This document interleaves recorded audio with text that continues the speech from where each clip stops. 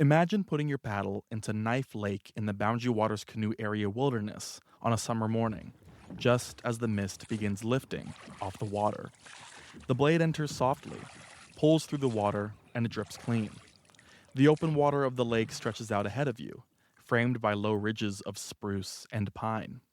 Somewhere across the water, a loon, the state bird of Minnesota, lets out its signature call, a tremolo.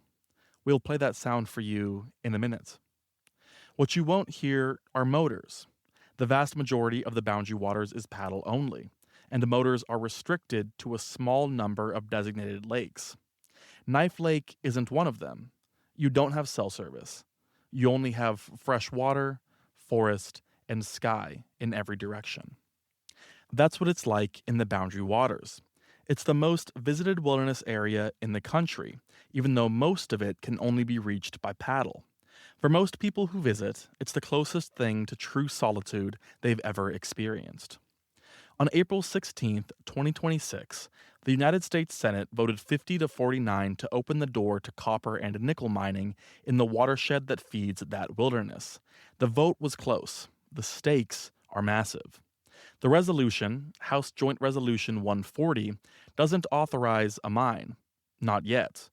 But it strikes down a 20-year federal moratorium that had been keeping one out, and it clears a significant path for Twin Metals Minnesota, a subsidiary of the Chilean mining giant Antofagasta, to restart its long stalled push to build a copper mine just 5 miles from the Boundary Water's edge, and to develop 3 additional deposits, one of them less than a mile from the wilderness boundary.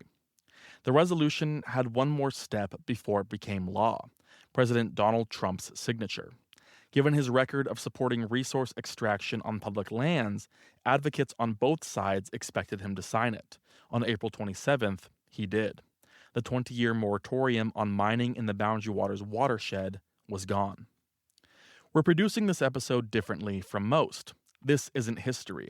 It's happening right now. We'll give you the background you need to understand how we got here, what's at stake for the Boundary Waters if mining moves forward, and what you can do about it. This episode was recorded on July 9th, 2026, so depending on when you're listening, things may have evolved already. For now, the Boundary Waters remain clean and clear. Just how long that will remain the case depends on what happens next.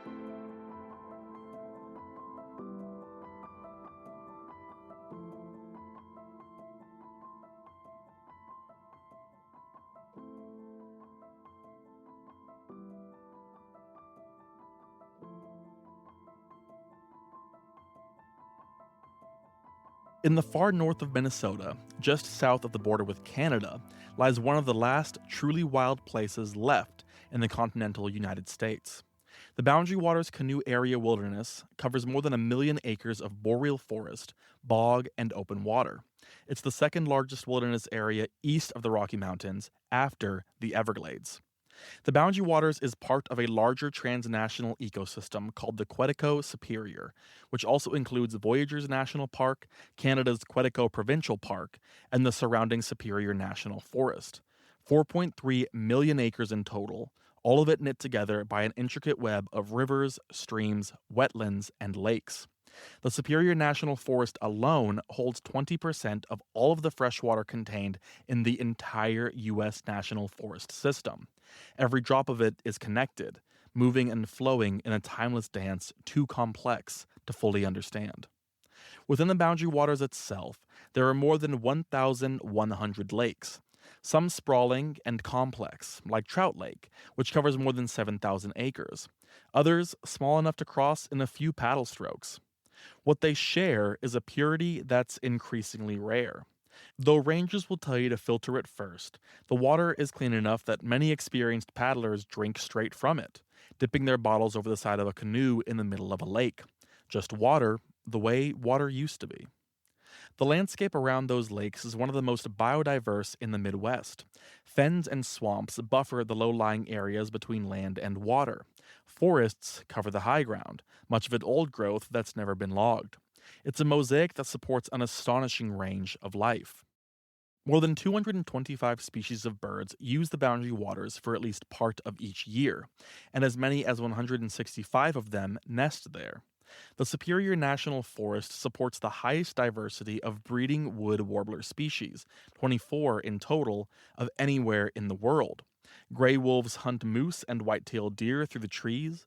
Bobcats and lynx pick their way through the underbrush after smaller prey. Black bears forage on wild blueberries, raspberries, and strawberries, while beavers quietly reshape the landscape around them. Beneath the surface of those clear lakes, pike, walleye, bass, perch, and lake trout share the water with otters and mink. And on a still morning, if you're out early enough, the quiet will be broken by a sound unlike almost any other in nature: the iconic tremolo of a common loon, Minnesota's state bird. Here's what that sounds like. It's a sound many visitors travel a long way to hear. About 150,000 people make that trip every year. They come from across the country and around the world to canoe and kayak into the wilderness's most remote reaches, to camp on islands, to fish, and to disconnect. The Boundary Waters isn't a place you drive through. You earn access to most of it by paddling. That's part of what makes it so beloved, and it's why the vote on April 16th hit so many people so hard. The Boundary Waters is a place that people have fought to keep wild for generations, and it's now directly in the crosshairs of the federal government. That's because the land on which the Boundary Waters and the Greater Quetico Superior ecosystem sits is considered valuable for an entirely different reason. Deep beneath the surface of Minnesota's northern region lies the Duluth Complex, one of the largest undeveloped deposits of copper, nickel, cobalt, and platinum group metals in the world. Billions of dollars worth of untapped natural resources kept locked away beneath land protected by a mining moratorium put in place by the Biden administration. But now, despite more than 650,000 public comments that supported it, the moratorium is gone, and those precious resources are one step closer to extraction by a mining operation within the Boundary Waters watershed.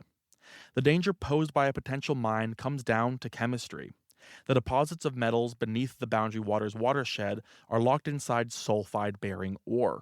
When that ore is mined and the rock is crushed and exposed to air and water, a chemical reaction begins. The sulfide minerals oxidize and produce sulfuric acid. That acid then dissolves heavy metals like copper, arsenic, lead, cadmium, and zinc, and carries them into the groundwater and surface water. The process is called acid mine drainage, and it doesn't stop when the mine closes. It continues for decades, sometimes centuries, as long as there's sulfide-bearing rock exposed to the elements. The Boundary Waters is specifically vulnerable. Its waters have almost no natural capacity to neutralize incoming acid, and the watershed is massively interconnected. 1,100 lakes feeding into rivers feeding into other rivers, all draining in the same direction. Contamination that enters the system at one point doesn't stay there. It flows and expands with the water itself. And this isn't just a hypothetical. Even with the Biden moratorium in place, the Boundary Waters watershed is already being polluted today by two taconite mines that sit in the unprotected upstream half of its watershed. As Ingrid Lyons, executive director of Northeastern Minnesotans for Wilderness, laid out in the Duluth News Tribune, the Duncan taconite mine, closed since 1994, left behind a stockpile of sulfide-bearing ore that has continuously generated sulfate pollution for 3 decades. And Cleveland Cliffs Peter Mitchell taconite mine, which was allowed to expand into the watershed in 2016, generates ongoing water pollution today. In 2024, the Environmental Protection Agency listed Birch Lake, which sits along Twin Metals' proposed mine site, as an impaired lake for sulfate, based directly on pollution traced from the Peter Mitchell and Duncan mines. As Lyons noted, that sulfate doesn't just damage aquatic plants. When it settles into lake sediment, it reacts with naturally occurring mercury and converts it into methylmercury, the most toxic form of mercury, the form that bioaccumulates in fish, and the form that ends up in the bodies of people who eat them. Twin Metals' proposed mine would add a third source of sulfate pollution to a watershed where the existing two have already triggered an EPA impairment listing.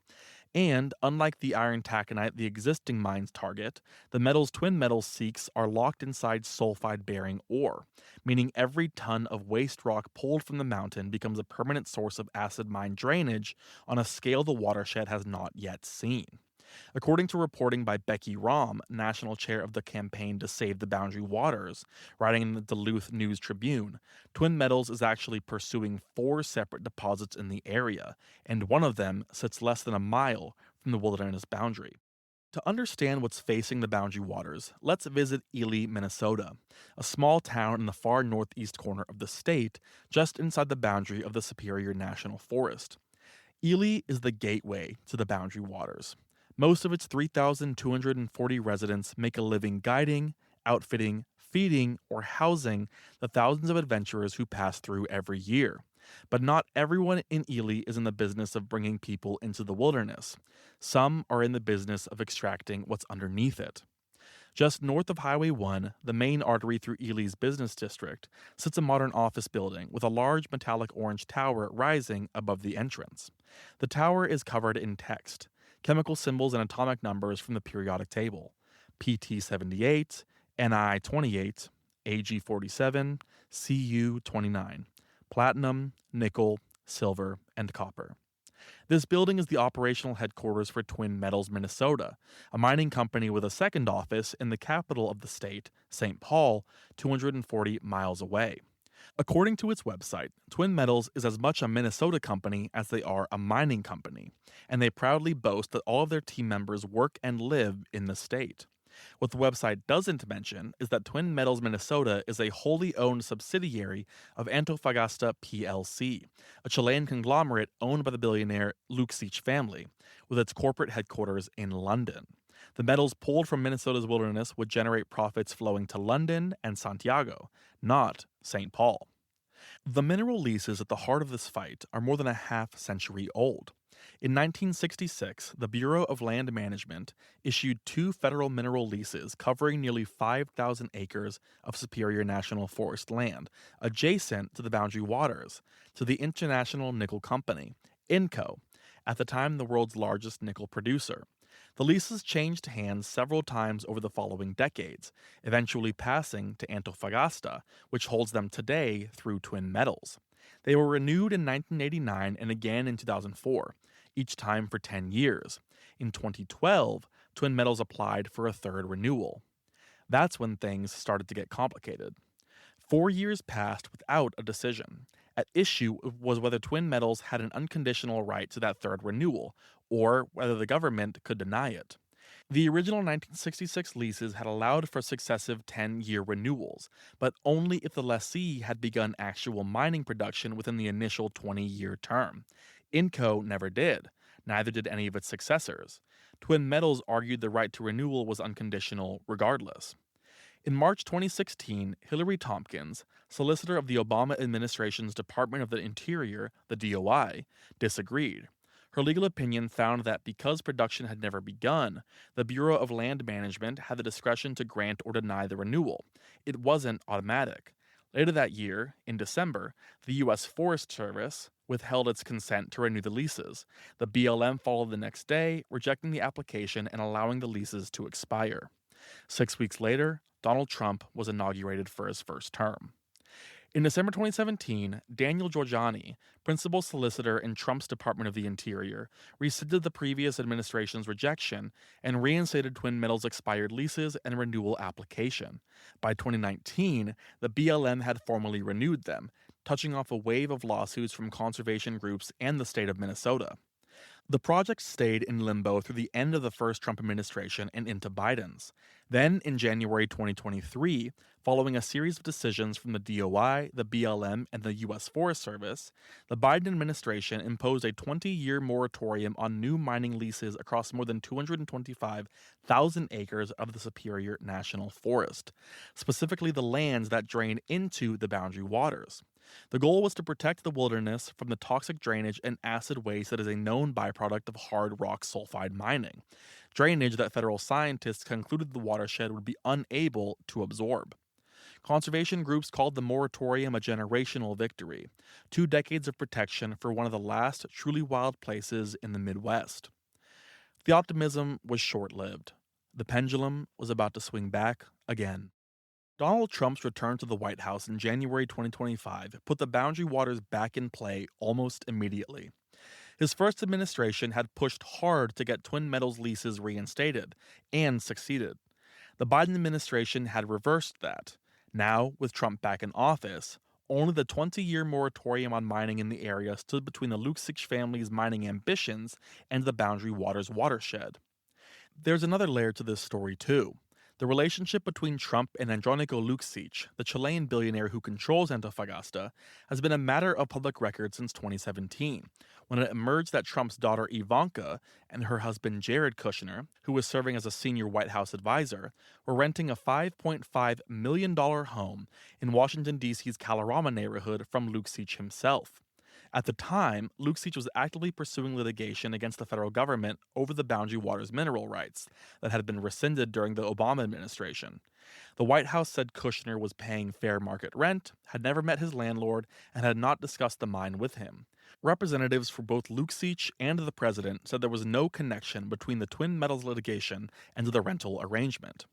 2 years later, the Trump administration renewed Twin Metals leases in the Superior National Forest. When the Biden administration imposed the 20-year moratorium in January 2023, the project was again stopped. That moratorium held through the end of Biden's term.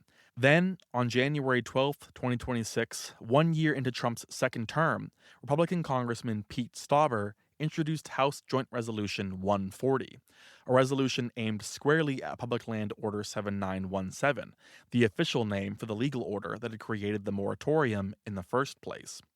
Stauber represents Minnesota's 8th congressional district, which covers the Iron Range, the stretch of northeastern Minnesota where mining has been the economic backbone for more than a century.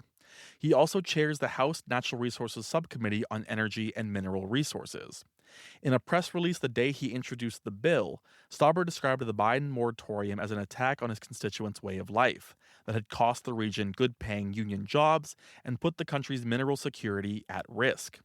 He argued that developing the Duluth Complex, the name of the metal deposits that Twin Metals seeks to mine, would reduce American dependence on China for the critical minerals used in modern defense and manufacturing. Stauber pressed that national security argument even further in a recent op-ed published in The Hill. Writing as U.S. military aircraft were conducting strikes on Iran as part of what the Pentagon called Operation Epic Fury, he framed the Senate vote on his resolution as a question of whether the country would have the minerals it needed to build the weapon systems required to fight future wars. For many of Stauber's constituents, the argument is more immediate. According to Twin Metals, the mine would employ 750 people when fully operational, with another 1,500 jobs supported through its broader economic impact. In a region where mining has defined communities for generations, those jobs are important. But there's another set of numbers that gets less attention in the debate over jobs and minerals.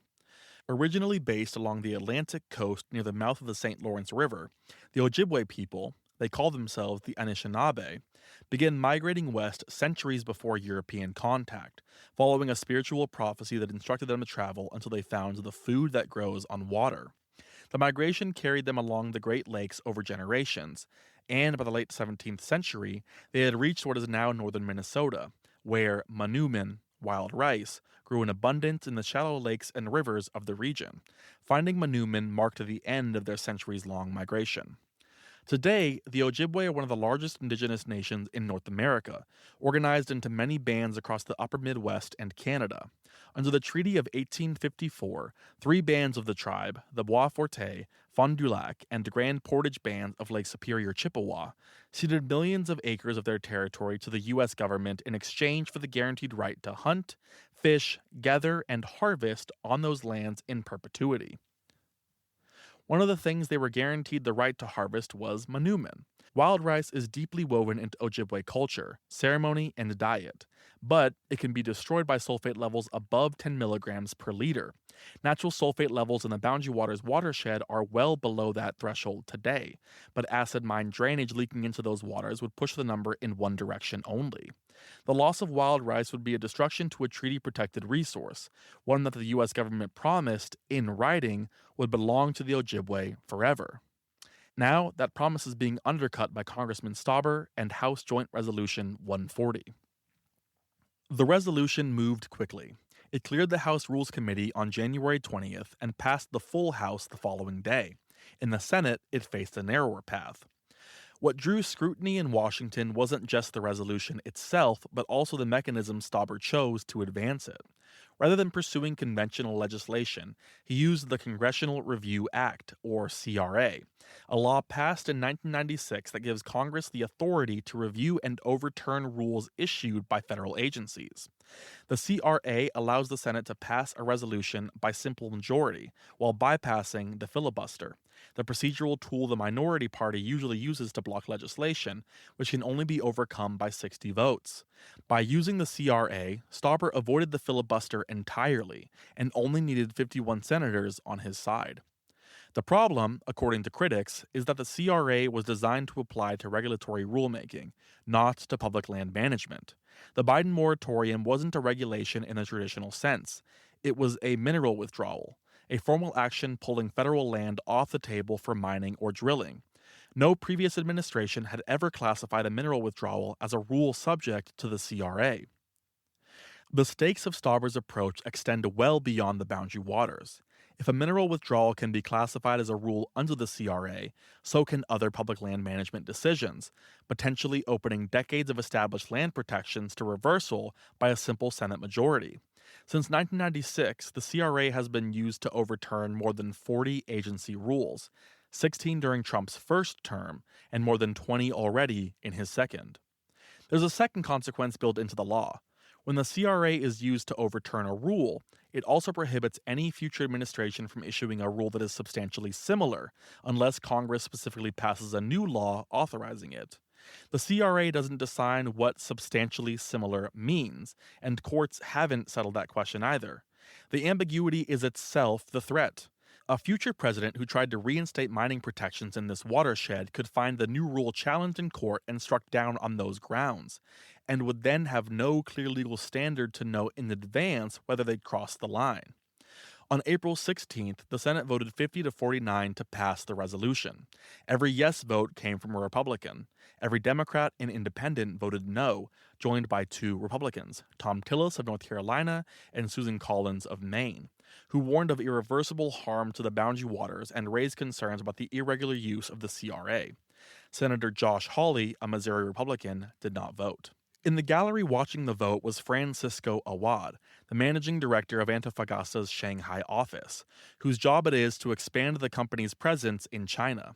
Awad's last role? Chief Project Officer at Twin Metals Minnesota itself. Congressman Stauber had spent weeks arguing that mining in the Boundary Waters watershed was essential to reducing American dependence on Chinese mineral supply chains. But Antofagasta had already secured agreements with Chinese state-owned smelters to process its minerals for free. That means that the copper, nickel, and other minerals mined from Minnesota's wilderness would be shipped to China for processing, flowing directly into the supply chains Stauber claimed the mine would reduce American dependence on. On April 27th, President Trump signed the resolution into law. The 20-year moratorium on mining in the Boundary Waters watershed was pronounced dead.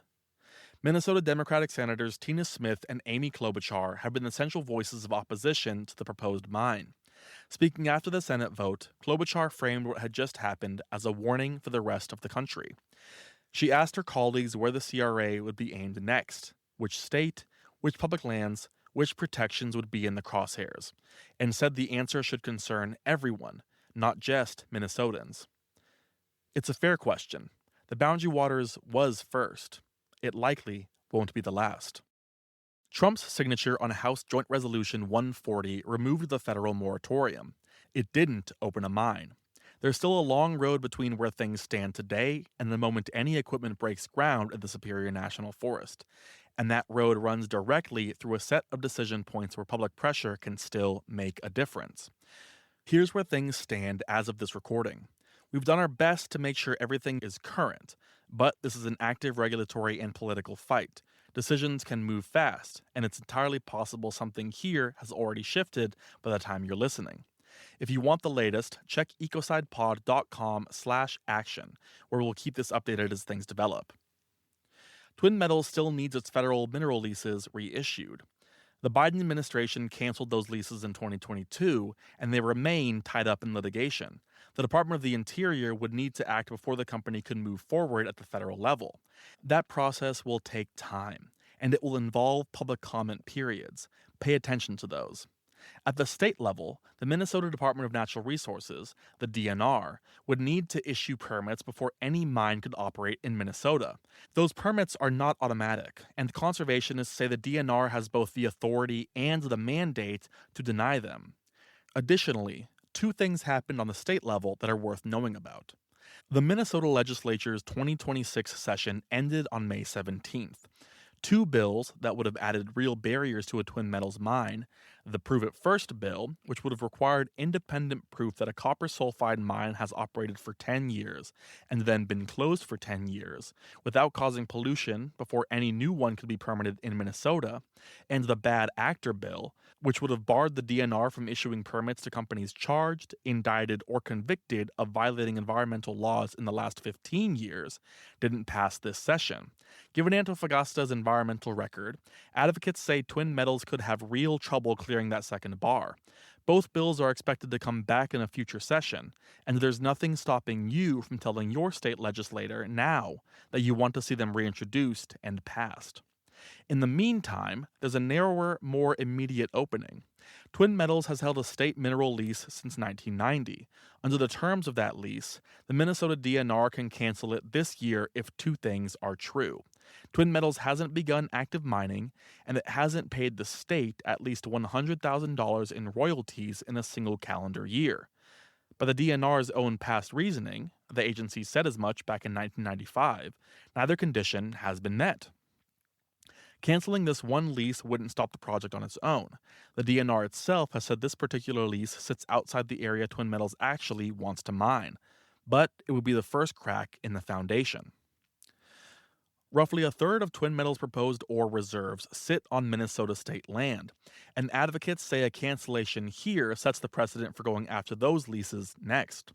The DNR hasn't said when or whether it plans to decide. As of this recording, it's told the public only that it's evaluating all options. That's exactly why sustained pressure matters here. There's no deadline forcing this decision, which means it's the kind of thing that quietly gets shelved unless people keep asking about it. If you're a Minnesota listener, the most direct action you can take right now is to contact Governor Tim Walz and the DNR about canceling this lease, and to let your state legislators know that you want to see the Prove It First and Bad Actor bills back on the table next session. Making your voice heard at the state level is important because that's where the most consequential decisions will be made from now on. If you're outside Minnesota, your representatives in Congress may not have voted yes on this resolution, but the precedent it sets affects public lands everywhere. Contact them about the use of the Congressional Review Act against mineral withdrawals and what it means for public land protections in your state.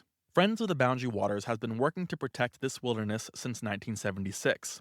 If you want to stay current on developments or support their work, you can find links at ecosidepod.com/organizations. To find contact information for your elected officials, submit comments, and make your voice heard, visit our Action Center at ecosidepod.com/action. The fight over the Boundary Waters isn't just about one wilderness in one state. It's about who gets to make decisions about America's public lands, using what tools, and in whose interest. The CRA has now been used to overturn a mineral withdrawal for the first time in history. It won't be the only time unless people push back.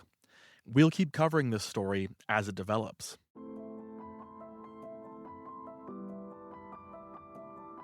Ecocide is an independent narrative documentary podcast.